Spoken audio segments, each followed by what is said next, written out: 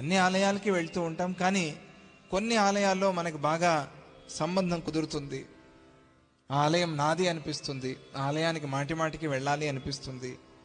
ఏమిటి కారణం అని అడిగారు. ఏదో పూర్వజన్మ సంబంధం ఉంది కాబట్టే నీకు ఆ ఆలయం మీద అంత భక్తి ఉన్నట్టుండి. ఎలా వచ్చింది? ఏదో వెళ్ళావు, అనుకోకుండా వెళ్ళావు, ఎవరో ఫ్రెండ్స్ తీసుకెళ్ళారు, ఆ ఆలయానికి వెళ్ళావు. వెళ్తే అక్కడ ఏదో నీకు బంధం, ఏదో విడదీయరాని ఒక బంధం.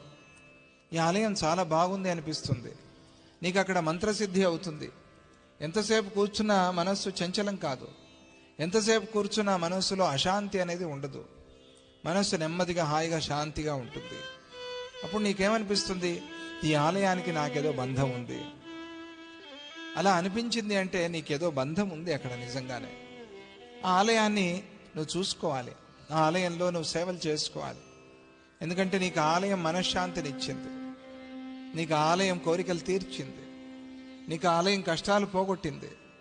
కాబట్టి నువ్వు ఆలయాన్ని చూసుకోవాలి, నీది బాధ్యత అది.